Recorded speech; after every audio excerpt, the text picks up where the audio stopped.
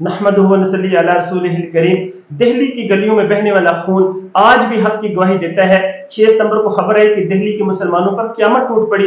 ہندو اور سکھ جتھوں نے گھروں کو لوٹ لیا، آگ لگا دی، جامعہ کی لاکھوں کتابیں راکھ بن گئی۔ اسکول میں امتحان دینے والے 50 مسلمان لڑکوں کو ایک کمرے میں بٹھایا گیا۔ پرچہ شروع ہوا ہی تھا کہ سکھوں کی تلواریں چل پڑی۔ صرف 2 بچے زندہ گھر پہنچے، باقی سب شہید۔ کرول باغ کے علاقے میں فوج آئی، مسلمانوں کو ٹرکوں میں بھر کر قلعوں میں لے گئے۔ سامان ساتھ لے جانے کی اجازت نہیں تھی۔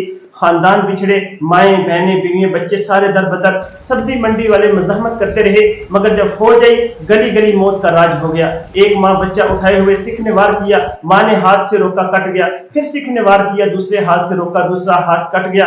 ماں لاشوں کے درمیان تڑپتی رہی اور بچہ روتا رہا، مگر بچے کو سینے سے لگانے والا کوئی نہیں تھا۔ پہاڑ گنج کی گلیاں خون سے بھر گئی، کوئی گھر ایسا نہ تھا جس گھر کے 5 7 10 افراد نہ مارے گئے ہوں۔ بعض گھر ایسے تھے کہ ان کا پورا خاندان مار دیا گیا۔ السلام علیکم۔